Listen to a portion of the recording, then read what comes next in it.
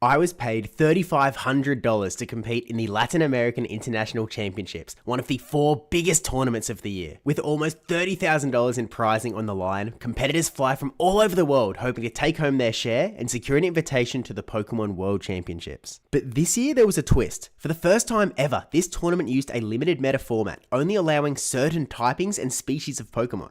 This meant no more Credillion, Galarian, Corsola. Instead, this tournament was full of Oranguru and Turtonator. I'll break down the rules in a minute, but first, did I say $3,500? To make the tournament as competitive as possible, Pokemon offers cash travel awards to some of the best trainers in the world to fly in and compete. For this tournament, the 4 players from each region who earned the most championship points between late February and June were given a $3,500 travel award to attend, with some more trainers being given a $1,000 stipend. If you watched my video on how I qualified for Worlds last season, you might remember that both of my trips to South Africa were in this exact time period. This alone would have put me in 6th place, enough for a $1,000 stipend. But when you add on the 105 points that I earned in playing in locals in New Zealand, all of a sudden I was number 1 in Oceania, meaning I was well and truly earning that $3,500. And so with my travel paid for, now I just need to figure out what this meta actually is. The LAIC rule set allowed Pokemon with typings of Dragon, Flying, Ghost, Ice, and Psychic, with bans on Dark, Rock, Shadow, Megas, Mythicals, and doesn't end here,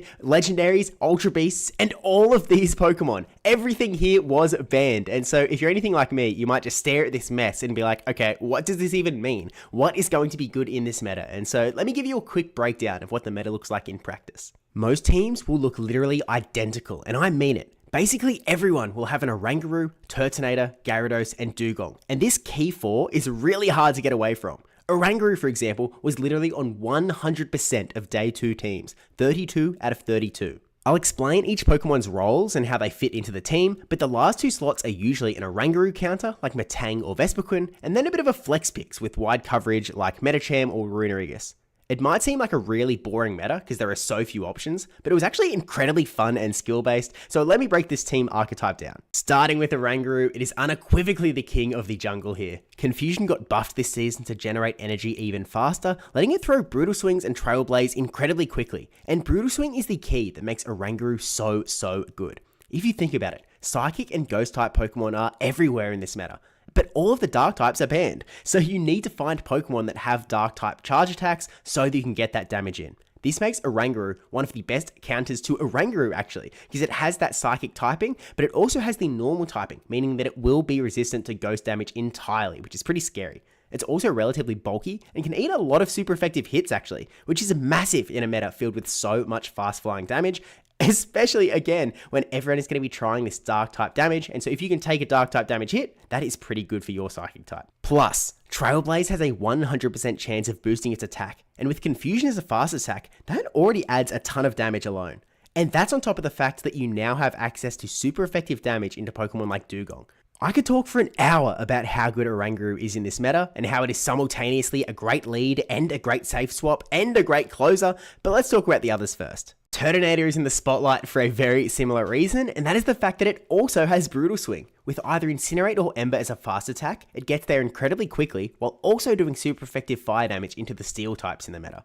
On top of Brutal Swing, Turtonator usually runs Dragon Claw, which does massive damage to opposing Turtonators, as well as other dragons. I am hard Incinerate train here. I think that Ember is totally fake. It's just not real. It generates energy a little bit quicker, but even if you get a little bit of extra pacing on the fast attack, the damage that you are losing by not using Incinerate usually means that you need to throw an extra charge attack anyway, so I really don't support it, but you know, there are some Ember users out there, so beware. Gyarados is another one that was on over 90% of Day 2 teams. With Dragon Breath, it does big damage to the other dragons like Turtonator without actually taking any super effective dragon damage back. It also charges up to Aqua Tail and Crunch very quickly, because Dragon Breath got reworked this season as well to also generate more energy. I guess that's just the way the meta is trending, but access to this Dark type damage in Crunch is again really huge. And Aqua Tail being only 9 turns is pretty insane. And so to fight back against Gyarados, we have Dugong, which is a great energy sponge, just somewhere to just eat some charge attacks, and one of the few bulky Pokemon in this meta actually.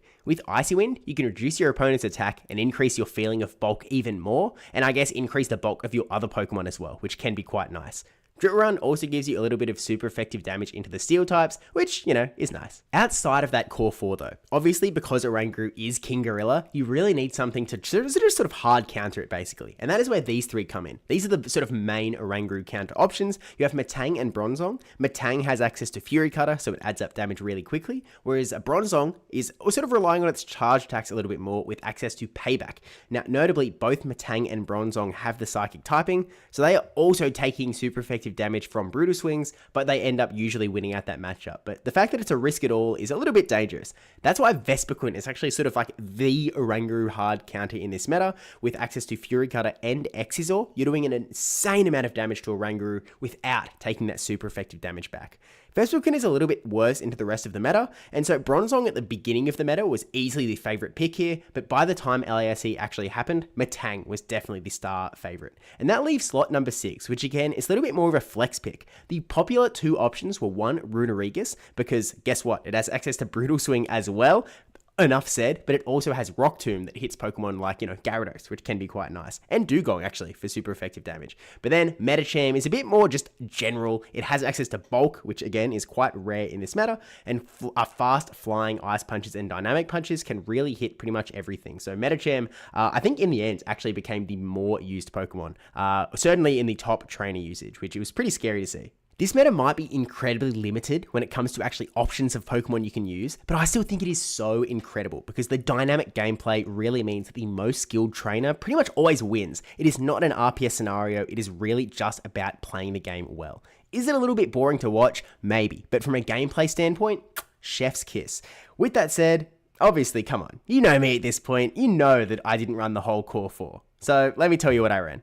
If you've watched any of my videos this year, and if you haven't, subscribe actually, because it's free and stuff. But if you have, you know that I'm going to one place to look to build my team. And that's my GOAT, Ashton Ash. Literally 5 days before LAIC, Ashton Ash hit top 8 at the Las Vegas Regional Championship. But this was a problem, because it meant that he had to split his time between the Great League meta for Vegas and the brand new LAIC meta.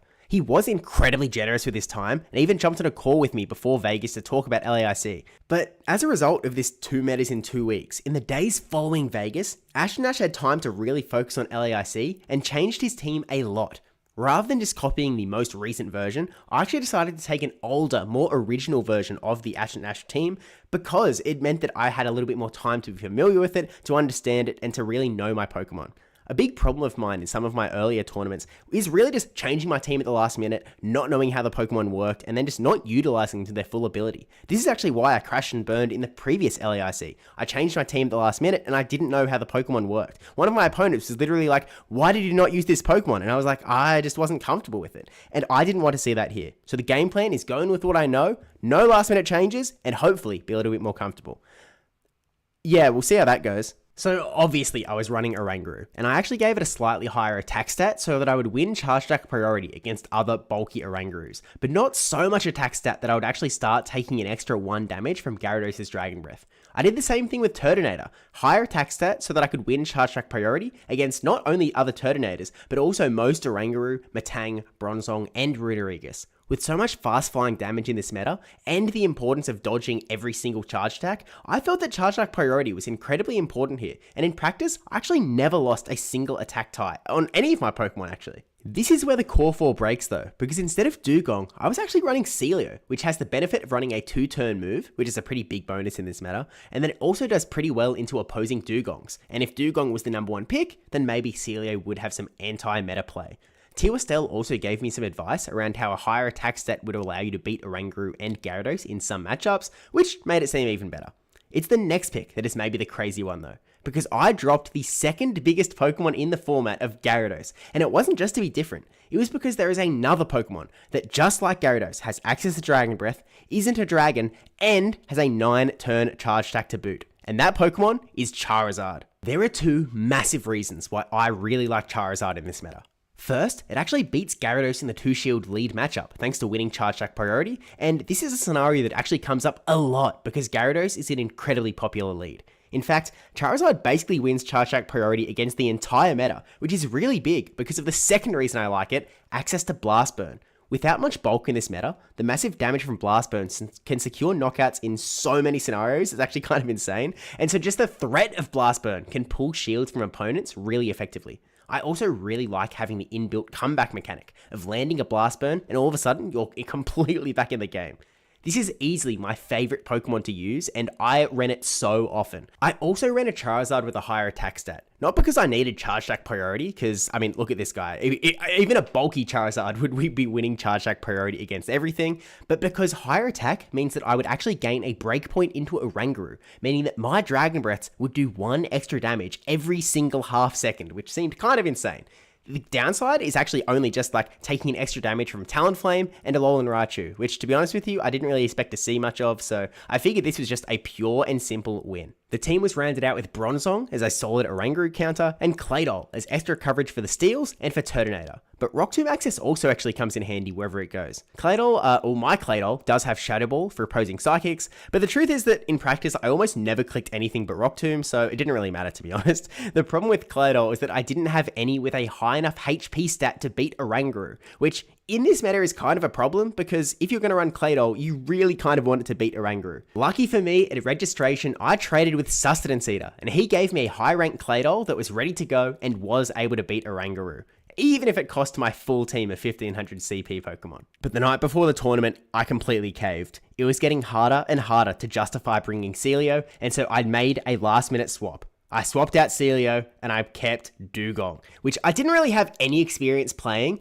And so I literally played a couple of battles in GBL before the tournament. So that is sort of where my Dugong practice lies, but you know, I'm sure it won't come back to bite me. Unfortunately, I also didn't have access to the Dugong Slayer, popularized by Inadequence, which has a defense stat so high that it can comfortably beat other Dugongs. I would have loved to try and get one, but that's just what you get when you change your team before going to sleep on tournament night. So, you know, that's my fault, I guess. The crazy thing is, it doesn't even matter what I run, because I already won LAIC. All thanks to last year's champion, Mato Galde. In September, he responded to this tweet from LNDS Steiner, congratulating him in advance on winning the Pittsburgh Regional Championship. That weekend, he won. Zardy responded asking for the lottery numbers, and Mato congratulated him on winning Belo Horizonte, scheduled for a few weeks later. And wouldn't you know it, he literally won that. Mato is 2 for 2, but it gets crazier. After his second straight call, Ashanash asked, how am I going to perform in Vegas? And you know what he said? Well, he said you're going to get top 8. And you know what? That is exactly what happened. This guy is insane. And that brings me to LAIC, where Caleb Peng finally asked Mato, who is going to win LAIC?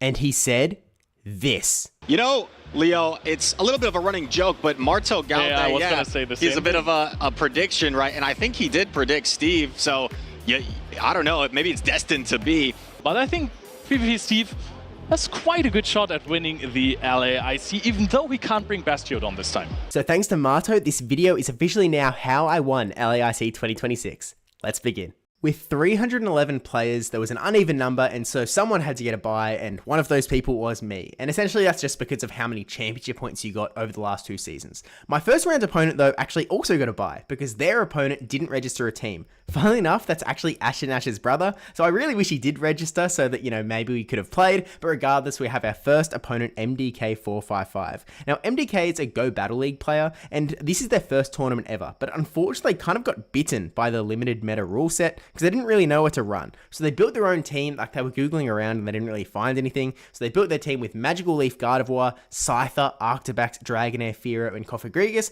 and like obviously I have a strong team comp advantage because my team is, you know, sort of the best Pokemon in the meta essentially, but Oranguru isn't just like a free play because Scyther is actually a very strong counter, so he's built a pretty reasonable team here. I haven't mentioned it yet, but I've recreated a lot of my battles from this tournament, so we're not going to play all of them, but first off we are going to play game 1 of this very first round. My first battle of LAIC, and we have Dugong into the Magical Leaf Gardevoir. And this is essentially lost lead. This is not where Dugong wants to be at all. I'm taking so much damage from Magical Leaf. I actually throw Drill Run, which is not the move you should throw because it technically does more damage, but like it doesn't do that much more. Just get the debuff. But we got a shield anyway. I swap into a Oranguru to just soak up the energy from Gardevoir, throw the Brutal Swing, and at this point I'm just like, look, this guy was just here to soak damage, but now that I've burned both shields, I think what we actually do is burn a shield here, throw a Brutal Swing, get the KO on Gardevoir, and pretty much Turtonator should be able to deal with anything in the back as long as Dugong can handle the dragons now that I've won switch advantage. So Cofagrigus comes in,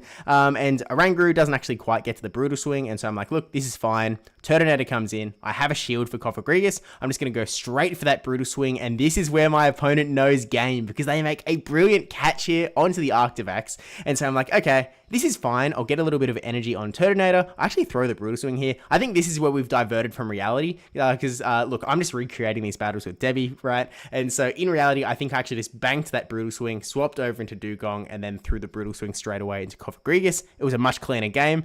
Here we are making it way closer than it actually was, but we didn't actually recreate game number 2. So game number 2, they actually brought in the Fearow lead, which is a little bit annoying. We got through it in the end with some strong Turtonator play, although they made another really nice catch in game 2 as well. So they are a really good player. It's just that they didn't really have a team for the meta, unfortunately. And so we take the 2-0 in round number 1, I guess winners round 2, and we progress on into winners round 3.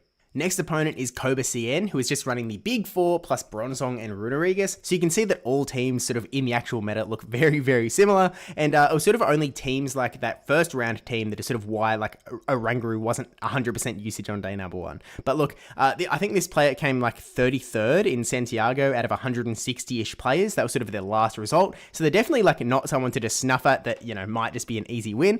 So we're definitely gonna have to play it pretty solidly here. And so talking to Ashton Ash before my game, he was like, you know, he's looking at my team and he was like, you just run Charizard lead with Dugong in the back every time, right? And I was like, yeah, that makes sense to me. Like, that checks out. So that is basically my game plan going in, and there isn't much else to say, so let's jump into game number 1. Game number 1, and we have the Charizard lead into Gyarados, which is really exactly where we want to see it, because we win Charge Track priority, we get to our moves at the same time, which means that I can just guaranteed win here. Now, we both went 1 over because we were wary of the catch, but we do end up throwing it at the same time. Shield, shield. I'm actually going to go over on the next one, and they don't. They go straight for the Aqua Tail, which is fine by me, because I'm like, look, I'm going to double shield this anyway, but this sort of gives them the opening where it's like, well, I'm going to lose this matchup anyway. Why would I shield the next one? So they just no shield here. They get the shield advantage, but they let it go, and we do win switch advantage, which is sort of what the aim was, because we have a Dugong and an Oranguru in the back, and we really sort of have guaranteed good alignment. They bring in the Turtonator. We go for the Air Cutter here just to put some chip damage on here, and they swap into the Dugong, so we swap into our own Dugong. And this is massive mistake of the battle. Like, this is goof of the game, because instead of like going for the easy alignment, right, I have a good Oranguru into a Dugong, and then I would have Dugong into Turtonator. That sounds awesome. But because of my Dugong inexperience, and I'm actually just going to have to pause the battle here because I'll explain in a sec. Because of my inexperience, my Dugong brain, my monkey brain is just like, well, Dugong can soak a bunch of energy. So we swap in Dugong here. I don't know what I was thinking. It was a really big mistake. If I had the Dugong Slayer, it would be fine because we would still be able to take out the Dugong and then have enough pressure to put onto the Turtonator. In reality, I was actually able to get back into the battle. Charizard was able to come in against the Turtonator, and I got up to the Blast Burn, and on Charge Track priority, I threw Blast Burn. If this Blast Burn KO'd the Turtonator, I would win the game on the spot. It was like brilliant, happy days. But they survived on 1 HP.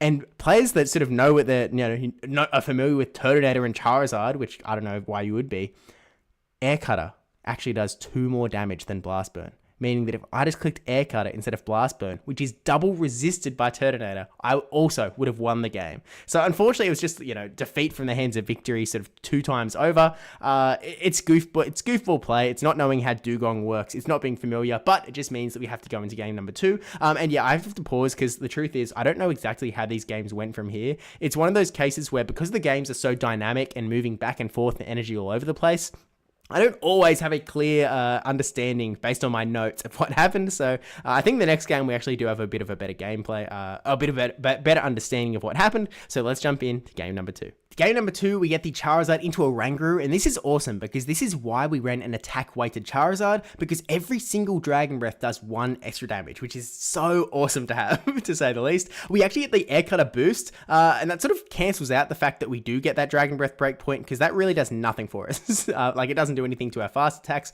What it does mean is that in the 2-shield scenario, you can actually go straight Air Cutter and win, I didn't know this though. I only learnt this sort of after I actually played this out. So I could have gone for Air Cutter here to secure the win, but instead I actually went for Blast Burn on Charge Attack priority, making sure that it's, because like without the boost, that is always enough, and so that's just what I've got in my head. The Turtonator comes in, so I go for 3 Dragon Breaths, then swap, so that the Incinerate damage registers on the Dugong instead of the Charizard, just to maximize our chance that our Charizard can actually get a move off later on. And they're staying in here, even though we sort of swapped out, and so Icy Wind, you're really just going to help deal with this Turtonator. I imagine they're probably going to swap after this Brutal Swing though, because you're sort of like, oh, we're not going to do anything from here. We may not have the Dugong Slayer, but we can at least put an Icy Wind debuff onto this guy before we swap into a Oranguru, and this is how the first game should have gone. Just the Dugong into the Turtonator, the Oranguru into the Dugong, a way cleaner gameplay. We're able to throw on good timing as well, Trailblaze going through, and we can actually get the win here pretty comfortably. And like, the boost isn't as guaranteed here. Did I even mention when I was talking through the team, the chance of the Air Cutter boost? I don't think I did. It's a 30% chance that every time Charizard throws an Air Cutter, it gets an attack boost, which against certain Pokemon like Gyarados, for example, that actually does increase the amount of damage that every Dragon Breath does, which is pretty crazy, but we get the win in game number 2. But unfortunately, we don't actually have game 3 because I could not decipher what happened. So like, these are my notes that I've been turning into these battles, so you can sort of see why it's a little bit hecky, because the game is so dynamic. It moves all over the place. Energy's flying everywhere. Everything is going everywhere. So they did lead Runerigus into my Charizard, which is sort of like the worst case scenario in that it's the only Pokemon that can actually guarantee the win against me. And then they've got Turtonator and Dugong in the back again, and somehow I do end up losing this battle, unfortunately. So you can see there's a lot going on. If you can decipher it, then good for you, but I unfortunately cannot. And so unfortunately that means that we do have to move on to the losers bracket with a 1-2 result. Losers round 3, my next opponent is Colombo9595, who's got the Core 4, Metang, and Runerigus.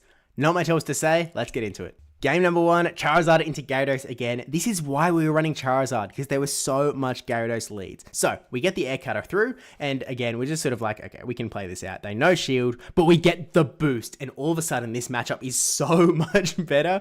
They do get the Aqua Tail, so we get the shield. We go after another Air Cutter, the Dragon Breath, so you can see how much they're actually adding up. Another Air Cutter going to go through here, and at this point, they actually go, you know what? I want to get this Aqua Tail off, so they do burn the shield here, and all of a sudden, we are in a pretty similar spot where they actually have the shield advantage, we have switch advantage, but still in a pretty good spot because now their Turtonator comes in. We're adding up a lot of damage with these Dragon Breaths that are super effective. One of the other big benefits of Charizard, big damage onto this Turtonator with the Air Cutter going through, and now Dugong going to be able to throw the Dragon Claw, but we're just going to be able to comfortably take this guy down. We actually throw the Icy Wind because they were going to get another Brutal Swing, which makes sense.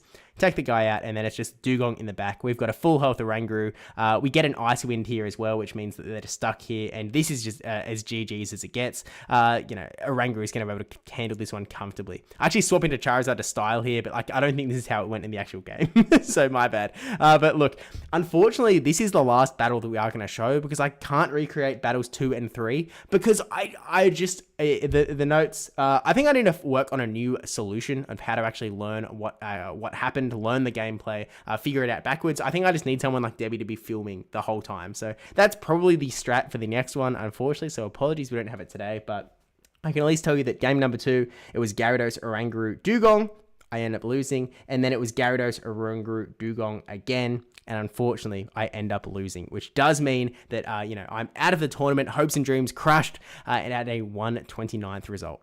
And look, I was definitely pretty disappointed finishing 129th. I knew I could have done better, and even though my losses were both 1-2, I know that I could have won both of those rounds. So definitely pretty disappointing, but look, it was a really fun meta. I wish that I could have played more games. It's again one of the downsides of double Elim is that, that was it. All of a sudden I don't get to play this meta ever again. It's gone. They're using a different meta for EUIC, and so all the rest. I did get to watch the GOAT himself, Ash and Ash, punch his ticket to day number 2 and then progress all the way to day 12. Actually, the top 4 of this tournament was crazy. I mean, we actually had all 3 of the 2025 international champions in the top 4, Padoman, Marto, and Itzaxin, with a brand new IC champion emerging in Nighttime Clasher. And actually, there's another 2 IC champions in the sort of top 8 as well, Out of Pocket and JW Naldo. So a pretty insanely stacked tournament for sure. And I still had an absolute ton of fun. So it was really, really cool to hang out with everyone. If you want to hear hear more about my experience sort of hanging out with everyone, why I flew to Canada on the way to Brazil,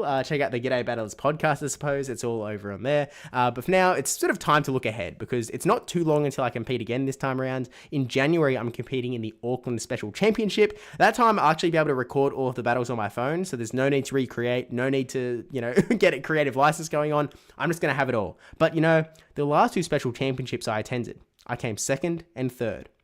I think it's time to complete the full trio. So I will see you there. Thank you to my patrons and YouTube members as well for supporting the content. I really do appreciate it. I've been away for the last month and a half between Brazil and work. So we are back though, and I'm looking forward to making a ton more. So I appreciate all of you. And if you haven't already, don't forget to like, comment, subscribe, especially that subscribe one. And I will see you in the next one, whatever it may be. Bye. Also, what the heck, Marto? I thought this was guaranteed.